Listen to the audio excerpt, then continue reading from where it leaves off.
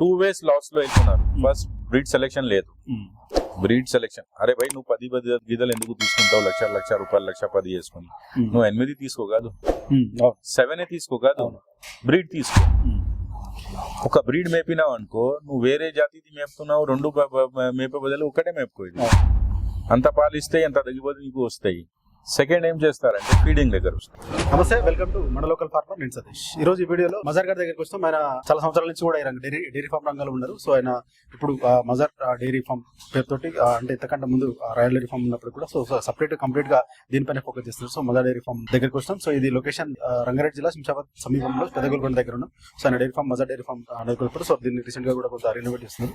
So ఈ రోజు major గా ఒక కమర్షియల్ డైరీ ఫార్మ్ సక్సెస్ కావాలంటే దాంట్లో మెయింటెనెన్స్ కావచ్చు, లేకపోతే బ్రీడ్ సెలక్షన్ కావచ్చు. సో కంప్లీట్ ఒక కమర్షియల్ డైరీ ఫార్మ్ సక్సెస్ కావాలన్నా, ఎస్టాబ్లిష్ చేయాలన్నా ఎట్లాంటి జాగ్రత్తలు తీసుకోవాలి, ఇట్లాంటి విషయాలు అయితే అన్నట్టు తీసుకునే ప్రయత్నం చేద్దాం.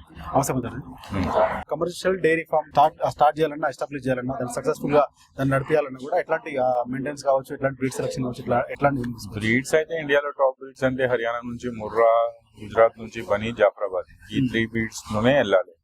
ఎందుకంటే ఎక్కువ పాలు ఇస్తే ఎక్కువ కాలం ఇస్తాయి. సో ఈ బ్రీడ్ సెలెక్షన్ అయితే ఇది డెఫినెట్ గా చేసుకోవాలి. సెకండ్ గా అంటే మనం సొంతంగా ఇంటి వాళ్ళు చేసుకుంటారంటే 1 బఫెలో, 2 బఫెలో, 3 బఫెలో, 4 బఫెలో మనకు చేత ఎంత అవుతాయి దాని ప్రకారం మనం చేసుకోవచ్చు. కానీ కమర్షియల్ కు వచ్చిన అంటే కమర్షియల్ ఎక్స్పెన్సెస్ ఉంటాయి. మనం ఒక 10 గీదలకు ఒక బిహారీ మనిషి కావాలి మనకు, దానికి ఆయన 17,000 18,000 జీతం తీసుకుంటాడు. సో ఆయన 10 గీదలకి మనం జీతం ఇస్తున్నాం.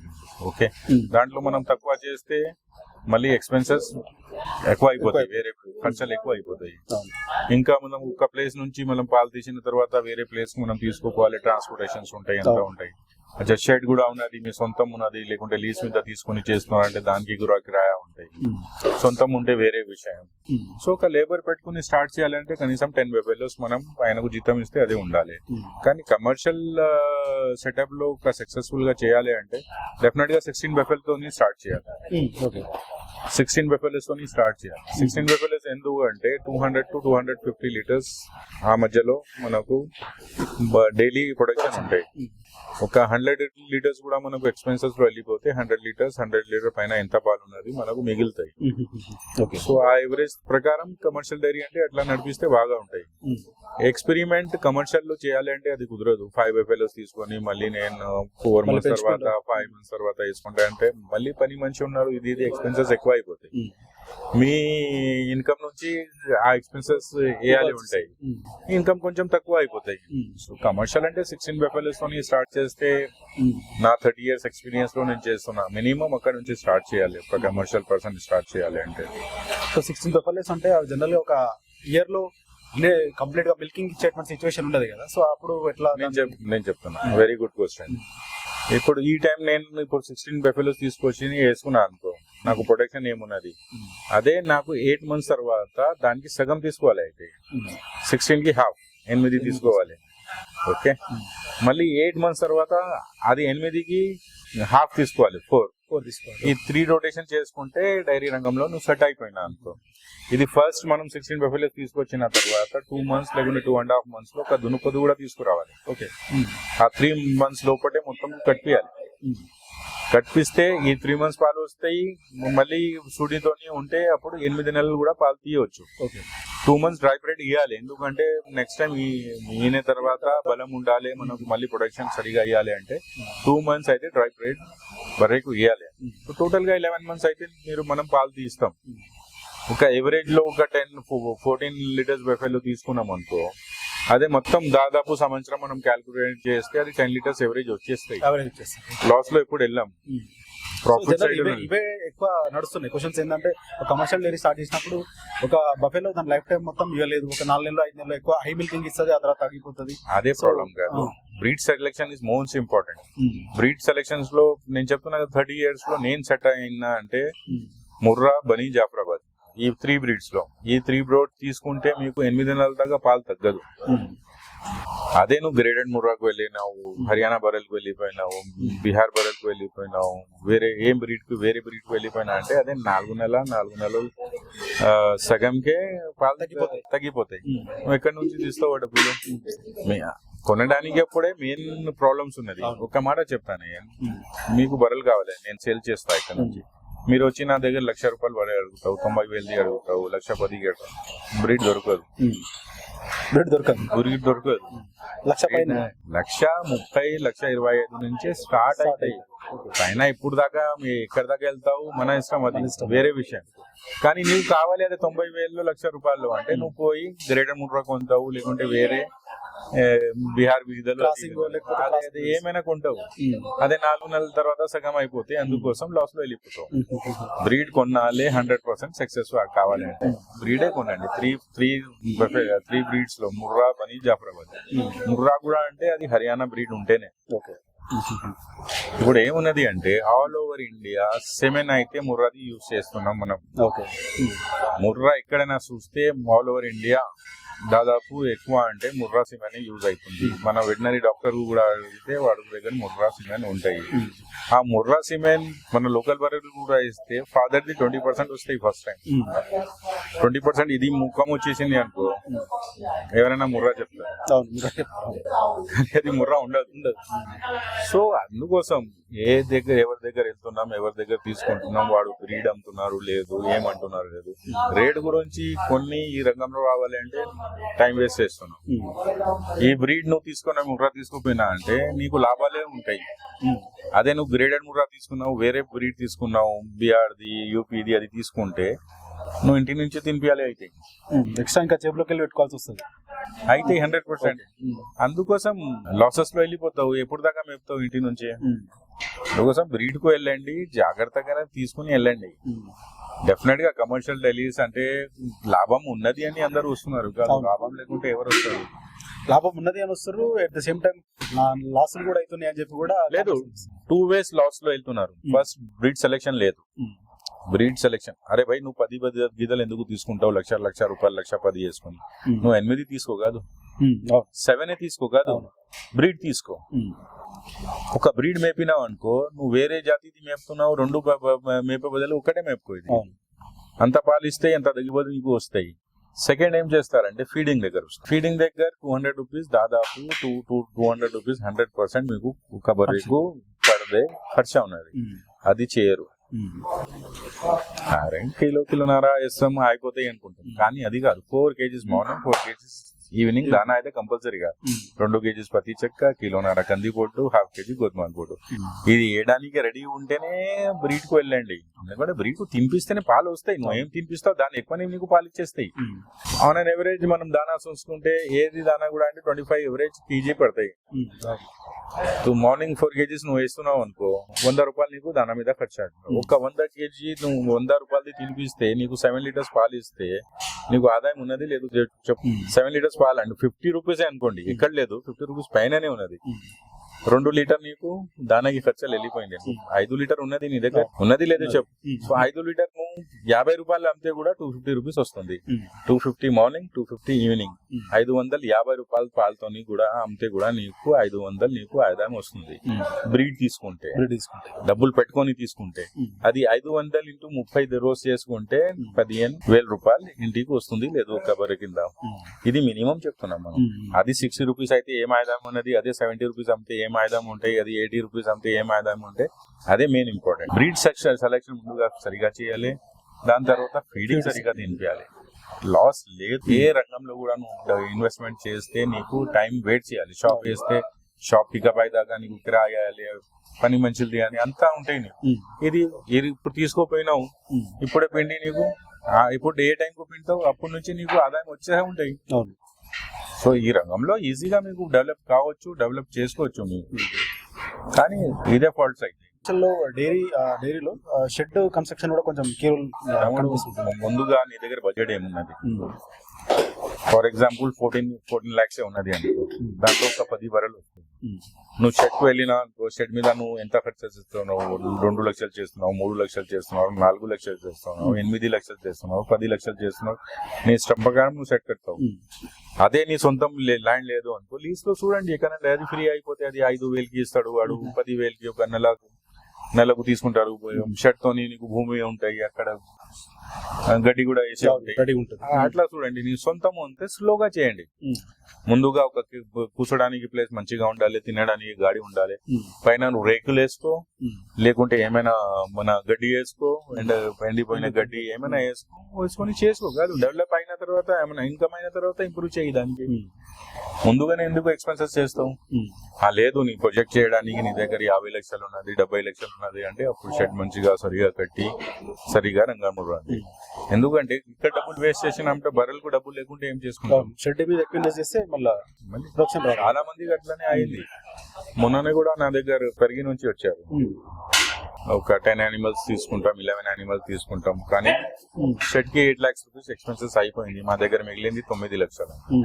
ఆయన బర్రెలు మొత్తం సెలెక్షన్ చేసేదానికి 11 బఫెలోస్ ఆయన సెలెక్ట్ చేస్తే 14,71,000 ఏమో అవుతుంది.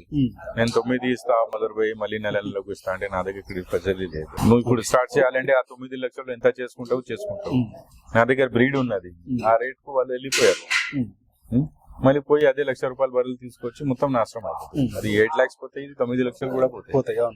బ్రీడ్ తీసుకోరు, కాంప్రమైజ్ అవుతారు. బర్రెల దగ్గర కాంప్రమైజ్ చేసి తీసుకుంటారు బర్రెలు. అట్లాంటప్పుడు మొత్తం ఓవరాల్ గా ఫామ్ పైన ఎఫెక్ట్ అవుతుంది డెఫినెట్ గా. లాజిక్, ఏ బిజినెస్ కూడా దానికి ఒక లాజిక్ ఉంటాయి. ఆ లాజిక్ ప్రకారమే ఇన్వెస్ట్మెంట్స్ ఉంటాయి, ఆ లాజిక్ ప్రకారం తీసుకుని అవుతాయి, రిటర్న్స్ వస్తాయి. ఆ లాజిక్ ఎక్కడ తేడా చేసి లాస్ లో వెళ్ళిపోతావు. First of all breed selection లేదు అనుకోను, షెడ్ ఎంత అయినా కట్టుకున్నావు, ఏసీ వేసుకున్నావు, ఫార్వర్డ్ నడుస్తున్నాయి, నేను ఇది చేసుకున్నా అది చేసుకున్నా, బ్రీడ్ తీసుకురాలేకుంటే ఇంపార్టెంట్ అదే. మనకు డబ్బులు ఎక్కడి నుంచి వచ్చేది దాని నుంచే. నువ్వు షెడ్ లో కొంచెం తక్కువ చేసుకో, కానీ దాంట్లో తక్కువ చేయకూడదు, దాంట్లో కాంప్రమైజ్ చేయకూడదు. ప్రజెంట్ మన దగ్గర ఎన్ని 3 రకాల బ్రీడ్స్ అందుబాటులో ఉన్నాయి? ఎప్పుడైనా ఉంటాయి. ఇప్పుడైతే ఈ మనం షిఫ్ట్ అయినాక ఇప్పుడు కన్స్ట్రక్షన్ నడుస్తుంది మనది. దాదాపు ఇక్కడ 200 గేదెలు నేను ఫామ్ కట్టుకున్నా. అది అక్కడ సైడ్ అయితే మనది ఆఫీస్ కూడా అయిపోయింది, 2 bedrooms కూడా అయిపోయింది కస్టమర్స్ కి, బాత్రూమ్స్ కూడా. ఇప్పుడు ఎందుకంటే నేను ఎవరైనా వస్తే నేను చెప్తా, ఖచ్చితంగా వచ్చి 2 పూటలు 3 పూటలు పాలు చూసుకోండి, అప్పుడు అర్థమైతే నీకు. అప్పుడు నువ్వు తీసుకోపోతే నీకు కూడా ఉంటాయి, అరే బాయ్ నేను 2 times 3 times పిండినా, నా దగ్గర కూడా ఇంత ఇవ్వాలి, లేకుంటే ఇంత ఎక్కువ ఇవ్వాలి, కింద అయితే రాకూడదు. ఫీడింగ్ అయితే నార్మల్ ఉన్నది నా దగ్గర, గ్రీన్ అయితే పడడం లేదు నా దగ్గర. డ్రై ఫుడ్ డ్రై పౌడర్ మీదనే నడిపిస్తున్నాం. ఆ పాలు చూసిన తర్వాత నీ దగ్గర వేరే వేరియేషన్స్ కూడా ఉన్నది కాదు, దాంట్లో ఎక్కువ తీయవచ్చు. జనరల్ గా ఎక్కువ డ్రై పౌడర్ తోటి అంటే మెయింటైన్ చేయాలంటే బయట ఫార్మర్స్ ఎక్కువ మెయింటైన్ చేయాలి. కమర్షియల్ అయినా ఇదైనా కూడా ఎక్కువ గ్రీన్ గ్రాస్ పైన డిపెండ్ అవుతుంటారు కదా. లేదు, గ్రీన్ గ్రాస్ కూడా పని చేయదు. Green grass only evening time, అదే 10 kgs 15 kgs ఈవినింగ్ టైమే వేస్తుంటే బాగుంటాయి. అది మొత్తం గ్రీన్ గ్రాస్ మీద కూడా అంటే పాలు రాదు, ప్రొడక్షన్ రాదు. నేను ఎక్కువ గ్రీన్ గ్రాస్ మీద పాలు వస్తాయంటే నేను ఎక్కువ గ్రీన్ గ్రాస్ వేసి పాలు చూపించేవాడు కదా. నేను కూడా ఇంత కూడా లేదు గ్రీన్ గ్రాస్. దేంట్లో బలం ఉన్నది, అదే ఆరాం వేసుకుంటే. జొన్న సొప్ప కొట్టి ఇప్పుడు టైం కు 5 kgs వేయాలి, మార్నింగ్ 5 kgs, ఈవినింగ్ 10 రూపాయలు అనుకో, 100 రూపీస్ దానికి వెళ్తాయి. దానా ఖర్చులు 208 రూపీస్, 300 రూపీస్ బర్రె మీద ఖర్చు చేసినాం. చైన్ లో కూడా ఏ మేత లేకుంటే కూడా నడుస్తాయి, ఆదాయం ఉంటాయి. వరి గడ్డి నాతో అడుగు తినిపిస్తారంటే ఫ్రీలో ఎవరైనా ఇక్కడ వేసి పోతే కూడా నేను తినిపియాను. బలమే లేదు దాంట్లో, వరి గడ్డి బలమే లేదు. డ్రై అయిపోయిన యానిమల్స్ వేస్తే అది వేరేది. మిల్కింగ్ కి వేస్తే పాలు రాదు, అది కడుపు నిండుతాయి కానీ పాలు రాదు. సాంప్రదాయంగా జనరల్ గా 1-2 బఫెలోస్ పెంచుకునే వాళ్ళు కూడా దానిపైన డిపెండ్ అయి ఉంటున్నారు కదా. సో అట్లా నేను చెప్తా, 8 years బిఫోర్ మన దగ్గర హంసలు, 8-9 years హంసలు ఇతనాలు ఉన్నాయి. ఆ గడ్డి ఇప్పుడు కూడా ఉంటే వేయండి. హంసగడ్డి ఉంటే వేయవచ్చు. హంసగడ్డి ఉంటే నాకు కూడా తీసుకురా, నేను కూడా ఇస్తాను. ఆ ఇతనాలు ఉంటే, వేరే ఇతనాల గురించి వేస్ట్ ఉన్నది. హంసలు ఇప్పుడు హంసలు లేవు, పెట్టలేదు. లేదు, ఏం చేస్తాం. హంసలు గడ్డి నేను కూడా చాలా వాడినా, పాలు ఉంటాయి దాంట్లో. దాదాపు నేనైతే ఎక్స్పెరిమెంట్ చాలా చేసి ఉన్నాను. నేను వరి గడ్డి కొట్టి తినిపించి కూడా చూసిన.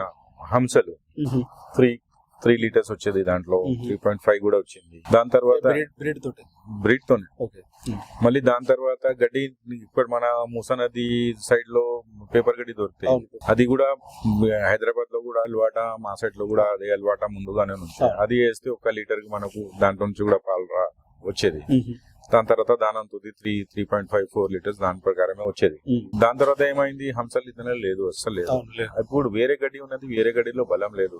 పొట్టి కడుపు నిండడానికి వేయవచ్చు, అది వేసేదానికి దాంట్ నుంచి ఏమైనా బలం ఉన్నది దానికి, పశువుకి తింటే దాంతో పాలు వస్తుంది అంటే అట్లాంటివి ఏం లేదు, వేస్ట్. అది కూడా ఫ్రీలో రైతుకు దొరకలేదు. అది కూడా నేను అప్పుడు హంసల్ బియ్యంది మోపు ఒక కొంటే ఇంత పెద్ద మోపు 30 రూపాయలు వచ్చేది. అందుకోసం జొన్న సూపర్ వాడుతున్నాం. గడ్డిలో కూడా వేరియేషన్స్ ఉన్నాయి. సూపర్ నేపియర్ అంటాం, సూపర్ నేపియర్ కూడా అంత పాలు లేదు. వన్ టైం యూజ్ చేస్తే బెటర్ అంటాను, ఎందుకంటే డైజెషన్ కి. పాలు గురించి దాంట్లో పాలు వస్తాయి, అది ఎక్కువ వేస్తే అది అంటే అట్లాంటి ఏమి ఉండదు. పాతకాలంలో అప్పుడు గవర్నమెంట్ నుంచి మనకు జొన్నది ఇత్తనాలు వచ్చేది, 3 కోత 4 కోతలు 5 కోత.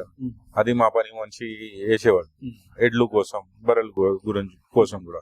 అరే పాలు ఎక్కువ ఎంత దేంట్లో వస్తాయి అంటే మక్కది వేసేవచ్చు. మక్క వేసి కొంచెం బుట్ట వచ్చిన తర్వాత అది కోసి కట్ చేసి బుట్టతోని వేస్తే అది కూడా దాంట్లో కూడా పాలు ఎక్కువ వచ్చేది. ఈ ఎక్స్పెరిమెంట్ లో నేను ఏం మంచిగా చూసిన అంటే సద్దలకి మొత్తం ఫ్లవర్ వచ్చి దానా వచ్చింది అనుకో, నువ్వు తినిపి దానా పని కూడా చేయదు, అట్లా పని చేస్తాయి, అట్లా పాలు దిగుబడి వస్తాయి సద్దలతో. నేను ఆ టైంలో 11 టైప్స్ ఆఫ్ గ్రాస్ వేసిన. నేను మొత్తం చెప్తలేదు మీకు, 11 టైప్ ఆఫ్ గ్రాసెస్, కోఫోర్ కూడా, ఇది కూడా అది కూడా. కానీ సద్దల టైం వచ్చినప్పుడు వాన పడుతుంది ఎక్కువ. ఆ టైంలో బర్రెలు బయటనే కట్టి ఉన్నాను, సరిగా తినడానికి కూడా ఇట్లా ప్లేస్ లేదు, ఏం లేదు, వానలే ఉన్నది. కానీ ఆ గడ్డి స్టార్ట్ అయితే చూస్తే 2 లీటర్స్ మాకు టైంకు పాలు ఎక్కువ ఇస్తున్నాయి బర్రెలు.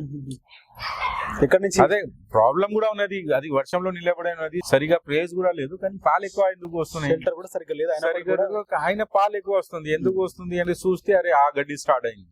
ఆహారం ఎట్లా ఉన్నది, పాలు కింద అట్లానే వస్తుంది. ఇక రైతు బర్రె తీసుకుని ముందుగానే వరి గడ్డి తీసుకొచ్చి ఉన్నాడు, మోపు అంతా వేసి అదే వేస్తున్నాడు, కొంచెం దానా వేస్తున్నారు. వరి గడ్డికి పాలు ఏమి వస్తలేదు, దానికి పాలు వస్తుంది. అది వరి గడ్డి బదులు నువ్వు జొన్న సొప్ప కొట్టి వేసుకున్నావు అనుకో, నీకు పాలు ఆటోమేటిక్ గా వచ్చేస్తాయి. సో కమర్షియల్ డైరీ సక్సెస్ కావాలంటే మంచి డ్రై ఫౌడర్ తో పాటు మంచి దానా కూడా, each and everything. Breed selection is main important thing. So అయితే బ్రీడ్ సెలెక్షన్ దగ్గర ఎట్లాంటి బ్రీడ్ ఎట్లా సెలెక్ట్ చేస్తారు, బ్రీడ్ కి పర్టికులర్ గా ఎట్లయితే బ్రీడ్ మనం దాన్ని చూస్ చేసుకోవచ్చు అనే దానిపైన. యాక్చువల్లీ అంటే హర్యానాలో కొన్ని డిస్ట్రిక్ట్ ఉన్నది అక్కడ పాలు ఎక్కువ ఇస్తాయి, మొత్తం హర్యానా కూడా కాదు, కొన్ని డిస్ట్రిక్ట్స్ ఉన్నాయి. గుజరాత్ కూడా నువ్వు వెళ్తే 2 డిస్ట్రిక్ట్ ఉన్నది, నీకు బర్రెలు మంచిగా పాలు ఇచ్చేది, లాంగ్ పాలు ఇచ్చేది. సో అది ఎక్స్పీరియన్స్ తోనే వస్తాయి కాదు. నేను కూడా 30 years ఎక్స్పీరియన్స్ ఇక్కడ నిలబడినా అంటే నేను కూడా పోయినా, చెత్త కూడా తీసుకొచ్చి చూసుకున్నా, మంచి కూడా తీసుకొచ్చి చూసుకున్నా, మళ్ళీ వేరే రాష్ట్రం పోయి కూడా తీసుకొచ్చిన. సెటిల్ దేని మీద అయినా నా డైరీ కూడా నడుస్తున్నాయి అంటే ఏ బ్రీడ్స్ మంచిగా ఉన్నది అదే దానిపైనే నేను నడుస్తుంది కాదు. నేను ఇక్కడ అమ్మడానికి కూడా నేను బర్రెలు తీసుకురావాలి అంటే లక్షలు వేసి తీసుకురావాలి, అది పాలు వేయలేకుంటే నా లాస్ కాదు. సో అందుకోసం నేను బ్రీడే అంట, బ్రీడ్ డబ్బులు కొంచెం పెట్టుకో, బ్రీడ్ తీసుకోపో, బ్రీడ్ తోని మేపుకో, అదే మనం సక్సెస్ఫుల్ గా ఉంటాయి. ఏమైనా ఉంటే మీరు నెక్స్ట్ టాపిక్ లో డెఫినెట్ గా నేనైతే రెడీ ఉన్నా. 30 years నా ఎక్స్పీరియన్స్ ఏమున్నది ఈ రంగంలో, ఇది షేర్ చేయడానికి రెడీ ఉన్నాను. Thank you so much. Right, ఇది మజార్ గారు చెప్తారు. కమర్షియల్ సక్సెస్ కావాలంటే కూడా మేజర్ గా బ్రీడ్ సెలెక్షన్ తో పాటు దానికి ఇచ్చేటువంటి దానా కావచ్చు, అలాగే డ్రై ఫౌడర్, వాటికి ఇచ్చేటువంటి ఫుడ్ విషయంలో కూడా జాగ్రత్తలు తీసుకుంటాను. ఖచ్చితంగా డైరీ సక్సెస్ అవుతుందని చెప్పి కూడా ఆయన అనుభవం ద్వారా చెప్తున్నట్టుగా మనం చూడొచ్చు. సో ఇప్పటివరకు కూడా ఆయన దాదాపు 30 సంవత్సరాల ఎక్స్పీరియన్స్ కూడా వివిధ ఎక్స్పెరిమెంట్ చేసి కూడా ఆయన డైరీ ఫార్మ్ సక్సెస్ఫుల్ గా నడిపిస్తున్నట్టు కూడా ఆయన చెప్తున్నారు.